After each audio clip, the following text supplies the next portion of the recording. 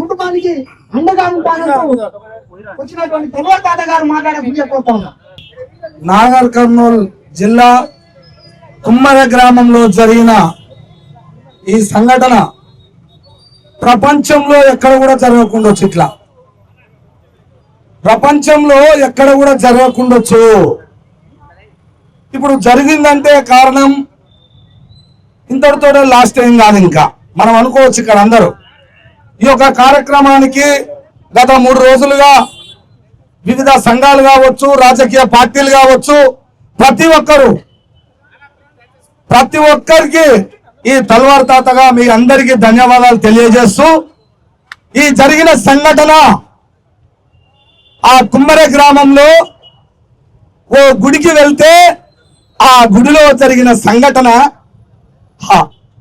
ఇది ఎలా ఉందంటే టికెట్ తీసుకొని పోవాలట. టికెట్ తీసుకోపోతే జరిగిన సంఘటన, ఒక గుడికి ఒక మనిషిగా ఈ భూమి మీద పుట్టి తన బాధలు తన గాథలు ఆ దేవుడికి చెప్పుకోవడానికి వెళ్ళిన ఆ కుటుంబం మీద దాడి చేసిరంటే, 100 రూపాయల టికెట్ పెట్టిరంటే మీరు ఎలాంటి దుర్మార్గులరా?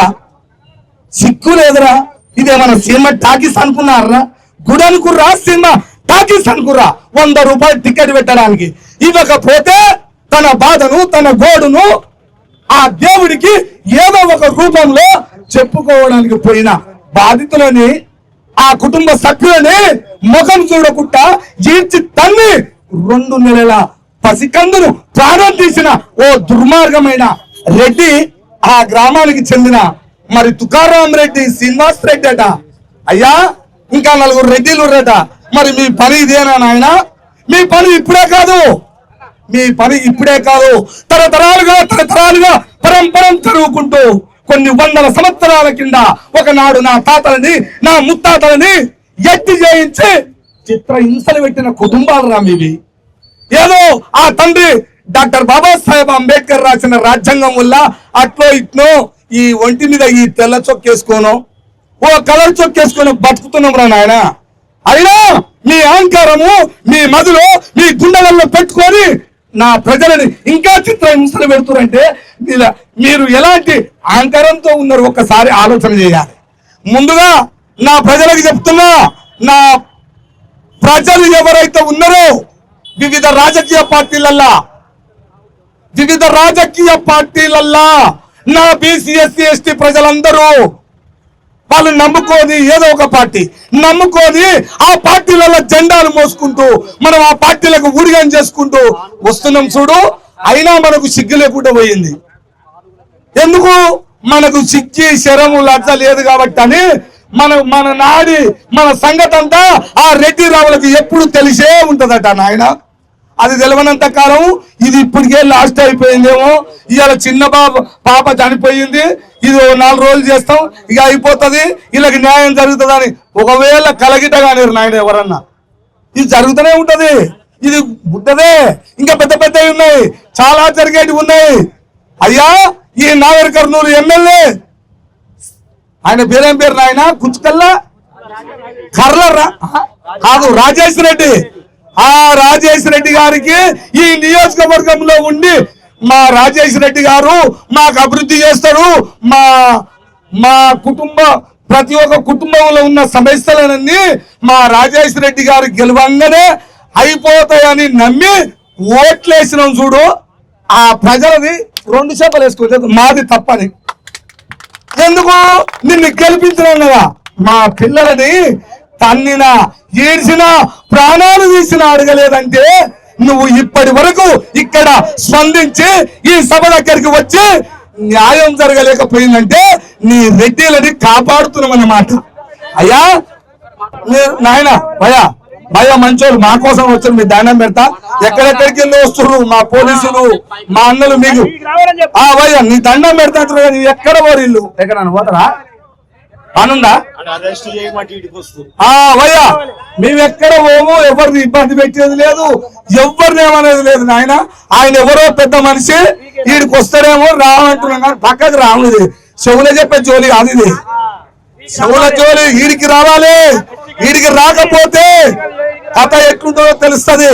అందుకే నాయన మన పార్టీ నాయకులు కావచ్చు, సంఘాల నాయకులు కావచ్చు, మీరు ఏ విధంగా ఇక్కడ కూర్చున్నారో, ఏ విధంగా అనుకోని ఒక ఐక్యత వచ్చురో రాజ్యం తెచ్చుకోవడానికి కూడా గిట్టనే కలగనురు నాయన. అయ్యా నేను దండం పెట్టి చెప్తున్నా, రాజ్యము ఎవరు సొత్తు కాదు, రాజ్యము మన సొత్తు అని ఒకనాడు డాక్టర్ అంబేద్కర్ రాసిపోయాడు. కానీ అయినా ఆ మొదటి పేజీ తీసి ఆ మొదటి ప్రియాంబుల్ చూడడానికి శాతం అయితే లేదు నాయన. మనము అది తీసి చూడండి నాయన, తీసి చూసి వస్తే రాజ్యం నా చేతులుంటే, మన చేతులుంటే ఎక్కడ ఏం జరుగుతుంది అనేది మనకు తెలుస్తుంది. రాజ్యం దొంగ చేతులు పెట్టి నువ్వు గోడ ఆడుకుంటూ 10 రోజులు ఈడ నువ్వు ఎంత ఏష్టకొచ్చి మొత్తుకొని సావు, నీకు న్యాయం జరగదు నాయన. ఎవరి రాజ్యం, ఎక్కడి రాజ్యము? చీమ గుట్టినట్టుందా? పసికందు ప్రాణం తీసి న్యాయం జరగాలి, కేసులు కావాలి, చంపినోనికి మర్డర్ కేసు నమోదు చేయాలంటే ఇప్పటి వరకు ఈ నాగర్ కర్నూలు జిల్లా, ఈ ఎమ్మెల్యే ఆయన రాజేష్ రెడ్డి, అక్కడ మళ్ళా తుకారాం రెడ్డి, ఇంకా 4 రెడ్డిలు, అంటే లైన్ మీకు ఉంది నాయన. కింది నుంచి మీ దాకా అంతా మనది. మనడు ఎవరాడు చేస్తాడు? 4 రోజులు మొత్తుకొని మన నాడు తెలుసు కదా, మొత్తుకొని పోతారు. మొత్తుకొని వాడిపోతే నేను ఎట్లుండాలో, నేను అటనే ఉంటాన సంగతి వాళ్ళకి తెలుసు. కాబట్టి దయచేసి అర్థం చేసుకోవాలని ఇక్కడ వచ్చిన ప్రతి సంఘం కావచ్చు, పార్టీలు కావచ్చు, దయచేసి అర్థం చేసుకోండి నాయన. ఈ బాధ్యత పోలీసు వాళ్ళు, అయ్యా పోలీస్ వ్యవస్థ, నేనైతే చదువుకున్నప్పుడు 11, 12 చదివితే ఫెయిల్ అయినా ఉద్యోగం కొట్టాలనుకున్నా. కానీ కొడితే ఏం లాభం అంటున్నా. ఉద్యోగం కొట్టినాడు ఏం చేసి ఉండదు చెప్తే నేను మళ్ళకూడదు. ఉద్యోగం కొట్టినాడ, ఉద్యోగం కొట్టి ఆ ఉద్యోగానికి న్యాయం చేసిన ఆ మంచి ఎంప్లాయీ, మంచి జాబర్ ఏమైనా చేస్తే నేను కూడా ఉద్యోగం కొడదు. కానీ కొచ్చేందుకు లాభం అంటున్నా. న్యాయం చేయలేకపోతే ఈ ఒంటి మీద ఈ బట్టలు వేసుకొని నాకు సిగ్గు అవుతుంది ఆయన. మయ్యా ఈ మనకుంటలుగా పోలీసు వ్యవస్థ ఈ నుంచి ఆడదాకా కేసులు పెట్టడం తెలుస్తుందట, కానీ న్యాయం చేయడం తెలియదు ఆయన. ఈ అమ్మ చదువుకోలేదు ఆయన, ఈ తల్లి చదువుకోలేదు, నేను చదవలేదు. మరి నువ్వు చదివి న్యాయం చేయమని నీకు ఉద్యోగం వచ్చింది ఆయన. ఆ న్యాయం చేయడానికి నీ పెన్ను పనిచేయాలి నాయన. నీ పెన్ను దొంగలకు పనిచేస్తుందా? దొంగల మాటలు విని చెవులు మూతపడుతున్నాయా? మా మాట, మా గోడు, మా బాధ మీకు వినపడా అంటున్నా. పోలీసు ఆఫీసర్ని అడుగుతున్నాం. పోలీసులు 3 రోజులు 4 రోజుల నుంచి ఈ దొంగలను ఉట్టగా ఇట్లా పట్టుకోరాదా? చెయ్యి పట్టుకొచ్చి గుంజుకొచ్చి అండ్ల పెట్టవా? ఎవరు చేయాలి అంటున్నా. మీరే న్యాయం చేయలేకపోతే ఇక మాకు న్యాయం చేసే నాదుడు మరి ఎక్కడికి వెళ్ళి వస్తాడో మీరే ఎప్పుడు అడిగిపోతాం. పోతామే. దొంగలకు సద్దులు మోసే మన పోలీసు వ్యవస్థ, వాళ్ళకి తెలియదు డ్యూటీలు చేయాలంటే చెప్పింది వాడాలి. వాళ్ళెవరు అంటున్నా, వాళ్ళు మనోళ్ళే. ఉద్యోగాలు కొట్టిరు, ఇటు చూస్తారు 2 దిక్కులు చూస్తారు. వాళ్ళు ఎడు చూడపోయినా కష్టమే. బండ కింద చెయ్యి ఇరికింది అట్లుంటారు వాళ్ళు. కానీ న్యాయం చేయాలని చేయొచ్చుగా. ఆ జాబ్ ఉంచేది పోతేది, నా ప్రజలకు ఇంత అన్యాయం జరుగుతుందని ఒక్క సంతకం పెట్టి వాళ్ళని రిమాండ్ చేసి అల్లేదా వెయ్యవా? మా కోసం నీ జాబ్ పోగొట్టుకోవా? ఎట్టబోతానో చూస్తాంగా అంటే ఆ పని చేయరని ఆయన ఆఫీసర్లు. ఇదా మా బాధ, ఎవరికి చెప్పుకోవాలి? అందుకనే అయ్యా వచ్చే సంఘాలు కావచ్చు, పార్టీలు కావచ్చు, ఇక్కడ వచ్చిన ప్రతి నాయకుడి ఆలోచన విధానం ఒకే వేదిక మీద ఉండేటట్టు కావాలి. అది 2028లో ఇప్పటికైనా మనం బుద్ధి తెచ్చుకోవాలి ఆయన. నువ్వు అది నేనిది ఇవ్వద్దు, నువ్వు అది నేనిది ఆ కథే వద్దు. ఆ కథ పెట్టుకుంటే మన పని ఇట్లే అవుతుంది.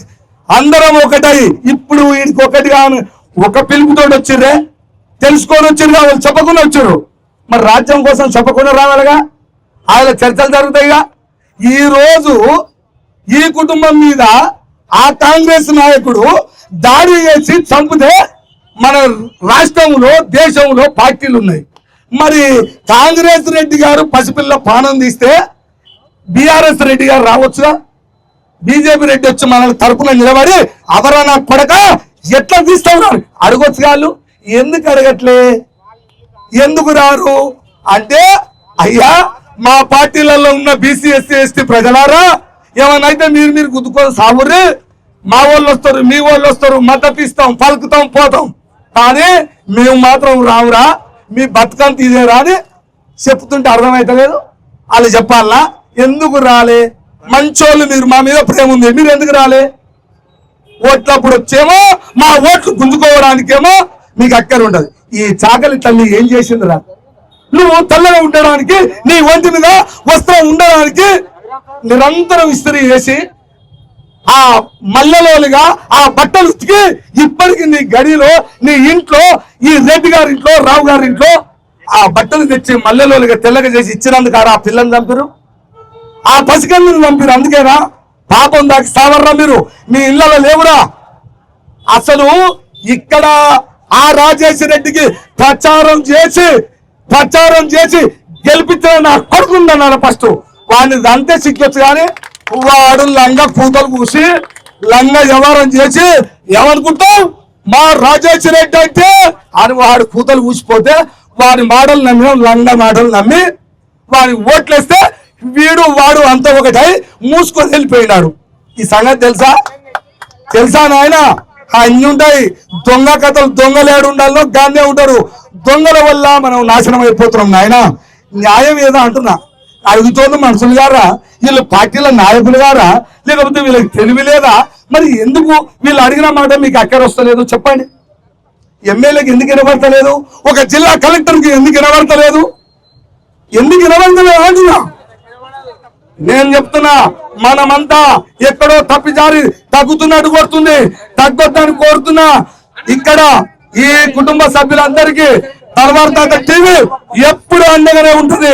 ఇది ఎంతవరకు జరిగినా, ఒకవేళ ఇది అయిపోయినా నిరంతరం రోజు ఈ కుటుంబం కోసం ఈ సంఘాలు పార్టీలు అన్ని ఒకవేళ ఊరుకున్నా నేను మాత్రం ఊరుకోనని చెప్తున్నా.